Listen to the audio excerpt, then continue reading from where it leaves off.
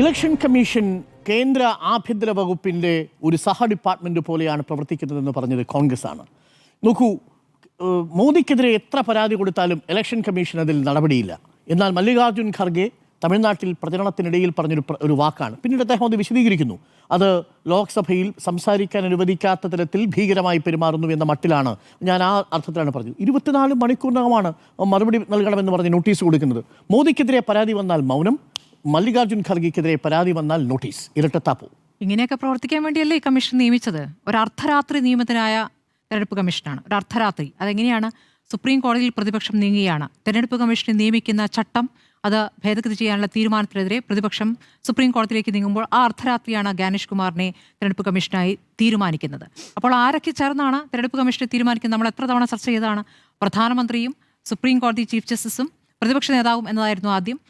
അതിൽ സുപ്രീം കോടതി പൂർണ്ണമായും ഒഴിവാക്കിക്കൊണ്ട് പ്രധാനമന്ത്രിയും പ്രതിപക്ഷ നേതാവും പ്രധാനമന്ത്രിക്ക് താല്പര്യമുള്ള ഒരു നേതാവും കൂടി എന്ന രൂപത്തിലേക്ക് അത് തീരുമാനിക്കുന്നു. അങ്ങനെയാണ് ഗാനേഷ് കുമാർ വരുന്നത്. ആരാണ് ഈ ഗാനേഷ് കുമാർ എന്നുള്ള കാര്യം നമുക്കറിയാവുന്നതാണ്. ഗുജറാത്തിൽ ഉണ്ടായിരുന്ന ഉദ്യോഗസ്ഥനാണ്. ഗുജറാത്തിൽ അദ്ദേഹം രാമക്ഷേത്രവുമായി ബന്ധപ്പെട്ട് സുപ്രീം കോടതി രേഖകൾ കൈകാര്യം ചെയ്യുന്ന നേതാവാണ്. അത് കൂടാതെ ഗുജറാത്തിൽ അമിത്ഷായുടെ ഏറ്റവും അടുത്ത ആളായിട്ട് പ്രവർത്തിച്ചിരുന്ന ആളാണ്. ആർട്ടിക്കിൾ 370 റദ്ദാക്കുന്നതിനുമായി ബന്ധപ്പെട്ടുള്ള ബിൽ തയ്യാറാക്കുന്നതിൽ അദ്ദേഹത്തിന് റോളുണ്ട്. അങ്ങനെ എല്ലാ തരത്തിലും അമിത്ഷായ്ക്കും മോദിക്കും പ്രിയപ്പെട്ട ഉദ്യോഗസ്ഥനായി അദ്ദേഹം വരുന്നു. അദ്ദേഹം പക്ഷേ മറ്റ് തിരഞ്ഞെടുപ്പ് കമ്മീഷനിൽ നിന്ന് വ്യത്യാസമായി ഒരു പ്രതിപക്ഷത്തെ എതിർത്തുകൊണ്ട് ഭരണപക്ഷത്തിന്റെ ഭാഗമായി നിന്ന് തന്നെ വാർത്താസമ്മേളനത്തിൽ പ്രതികരിക്കുന്നത് നമ്മൾ കാണുകയാണല്ലോ. തെരഞ്ഞെടുപ്പ് കമ്മീഷനുമായി ബന്ധപ്പെട്ട് വന്ന ഏറ്റവും ഗുരുതരമായ ആരോപണം രാഹുൽ ഗാന്ധി ഉയർത്തിയ വോട്ട് ചോരി ആരോപണമാണ്. തെളിവുകൾ സഹിതം ആ വോട്ട് ചോരിയിലെ ആരോപണങ്ങൾ, ഓരോ വീട്ടിലെയും അഡ്രസ്സും ആളുകളുടെ പേരും ABCD എന്നൊക്കെ വരുന്ന അഡ്രസ്സുകളും പേരുകളുമൊക്കെ വരുമ്പോൾ അതുമായി ബന്ധപ്പെട്ട തെളിവുകൾ, ആളുകളുടെ ചിത്രങ്ങൾ, എവിടെ ഈ രാജ്യത്ത് തന്നെ ഇല്ലാത്തവരുടെ ചിത്രങ്ങളടക്കം വോട്ടർ പട്ടികയിൽ ഇടം നേടുമ്പോൾ അതുമായി ബന്ധപ്പെട്ട തെളിവുകൾ സഹിതം നടത്തിയ വാർത്താ സമ്മേളനത്തിൽ അദ്ദേഹം എങ്ങനെയാണ് മറുപടി നൽകിയത്? പ്രതിപക്ഷത്തെ രൂക്ഷമായി വിമർശിച്ചുകൊണ്ട് ഭരണപക്ഷത്തിന്റെ ഭാഗമായി നിന്നുകൊണ്ട് എന്നാൽ ചോദ്യങ്ങൾക്ക് കൃത്യമായി ഉത്തരം പറയാതെ നടത്തിയ പ്രതികരണം അത് നമ്മുടെ മുന്നിലുണ്ട്. അപ്പോൾ അത് ഉടനീളം SIR-ന്റെ കാര്യങ്ങളിലടക്കം ഉടനീളം അങ്ങനെയാണ് ഗാനേഷ് കുമാർ പ്രവർത്തിച്ചിട്ടുള്ളത്. നമുക്കറിയാം, ഇതിനു മുമ്പ് 2024 മോദി നടത്തിയ പ്രസംഗം, അതിലല്ലേ ആദ്യം പരാതി വന്നത്. പ്രതിപക്ഷം കൊടുത്ത പരാതിയിൽ എന്ത് തീരുമാനമുണ്ടായി? അതെന്താണ്?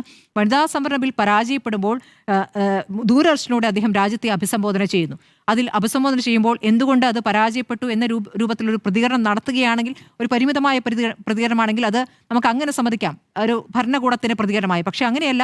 അവിടെ പ്രതിപക്ഷത്തെ കുറ്റപ്പെടുത്തിക്കൊണ്ട് 59 കോൺഗ്രസ് എന്ന വിമർശനം അദ്ദേഹം ആ പ്രസംഗത്തിൽ ഉന്നയിക്കുന്നത്.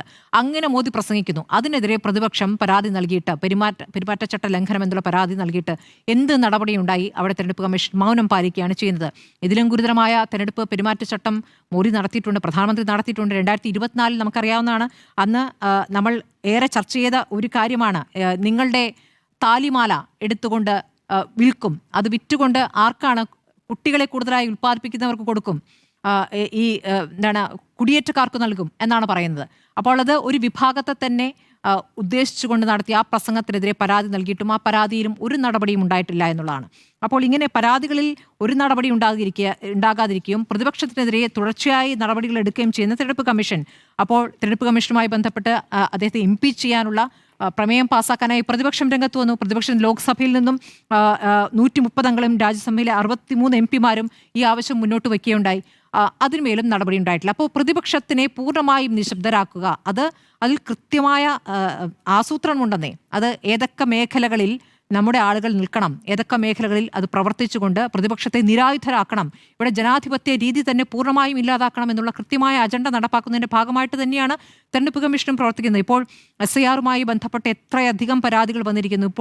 ഇന്നിപ്പോൾ പശ്ചിമ ബംഗാളിൽ 1ാം ഘട്ട വോട്ടെടുപ്പ് നടന്ന ദിവസമാണ്. 90% പോളിംഗ് നടന്നിരിക്കുന്നത്. അവിടെ മുഴുവൻ അക്രമ സംഭവങ്ങളാണ്. ഈ വലിയ പോളിംഗ് ശതമാനം എന്തെങ്കിലും സൂചനകളാണോ എന്നൊക്കെ സംശയിക്കേണ്ടിയിരിക്കുന്നു. ഏത് തരത്തിലാണ് അവിടെ എത്ര പേർ അവിടെ നിന്നും വോട്ടപ്പട്ടികയിൽ നിന്ന് ഒഴിവാക്കപ്പെട്ടിട്ടുണ്ട് എന്നുള്ള ചോദ്യം അവിടെ നിൽക്കുന്നു. ഇതിലൊന്നും തന്നെ കൃത്യമായ മറുപടികൾ നൽകിയിട്ട് ഇപ്പോൾ കേരളത്തിൽ ഉയരുന്ന പരാതികൾക്ക് പോലും, കേരളത്തിൽ നടന്നിരിക്കുന്ന ഇപ്പോൾ അടുത്തിടെ ഉണ്ടായ സംഭവങ്ങളിൽ നടന്ന പരാതികളിൽ പോലും എങ്ങനെയാണ് അതിനോട് പ്രതികരിക്കുന്നത്? അതിൽ നിന്നും മുകളിലേക്ക് പരാതി നൽകിയാൽ, മുഖ്യ തെരഞ്ഞെടുപ്പ് ഓഫീസറിലേക്ക് ഒരു പരാതി പോയാൽ എന്ത് നടപടി ഉണ്ടാകുമെന്നുള്ള ചോദ്യമുണ്ട്. അപ്പോൾ എല്ലാ തരത്തിലും പ്രതിപക്ഷ സ്വരം അടിച്ചമർത്താനുള്ള നടപടിയുടെ ഭാഗമായിട്ടാണ്. ഇരട്ടത്താപ്പാണോ എന്ന് ചോദിച്ചാൽ ഒരു സംശയമില്ല. ഇരട്ടത്താപ്പ് എന്നുള്ളതല്ല, ഭരണപക്ഷത്തിൻ്റെ നാവായിക്കൊണ്ട് ഭരണപക്ഷത്തിന് വേണ്ടി പ്രവർത്തിക്കുന്ന തെരഞ്ഞെടുപ്പ് കമ്മീഷൻ എന്ന രൂപത്തിലേക്ക് മാറിയിരുന്നു. ഇതിനു മുമ്പൊക്കെ തെരഞ്ഞെടുപ്പ് കമ്മീഷനുകൾ എങ്ങനെയൊക്കെയാണ് പ്രവർത്തിച്ചത് എന്നുള്ളത് നമ്മുടെ മുന്നിലുണ്ട്. ഏറ്റവും നല്ല ഉദാഹരണമായി നിൽക്കുന്നത് TN സ്റ്റേഷൻ തന്നെയാണ്. അതൊരു സ്വതന്ത്ര സംവിധാനമാണ്. തെരഞ്ഞെടുപ്പ് കമ്മീഷൻ ഒരു സ്വതന്ത്ര സംവിധാനമായി പ്രവർത്തിക്കേണ്ടതാണ് എന്ന് കൃത്യമായി രേഖപ്പെടുത്തിയിട്ടുള്ളതാണ്. ചട്ടങ്ങളിൽ അങ്ങനെയാണ് എങ്കിലും അതല്ലാത്ത രൂപത്തിൽ പ്രവർത്തിക്കുന്ന രൂപത്തിലേക്ക് അതിനെ മാറ്റിയിരിക്കുന്നു. കോടതിക്ക് പോലും ഇടപെടാൻ പറ്റാത്ത രീതിയിൽ സുപ്രീം കോടതിയുടെ പ്രതിനിധി അവിടെ നിന്നും മാറ്റിക്കൊണ്ടാണ് ആ കമ്മീഷനെ നിശ്ചയിക്കുന്നത് പോലും. അപ്പോൾ ഈ ഭരണകൂടം ഇനിയും ഭരണത്തിലെത്തുകയാണെങ്കിൽ ഇതിൻ്റെ തുടർച്ചയായും സംഭവിക്കുക. ഇനി കോടതിയിൽ നിന്നും ഇതിൽ നീതി കിട്ടുമെന്ന് വെച്ചാൽ കോടതി ഇതിൽ ഇടപെടുന്നതിനും പരിമിതികളുണ്ട് എന്നുള്ളതാണ്. അപ്പോൾ ഇരട്ടത്താപ്പ് അവിടെ നിൽക്കുന്നു. ശക്തമായി അതിനോട് പ്രതികരിക്കുക എന്നതിലപ്പുറം മറ്റൊന്നും നമ്മുടെ മുന്നിലില്ല.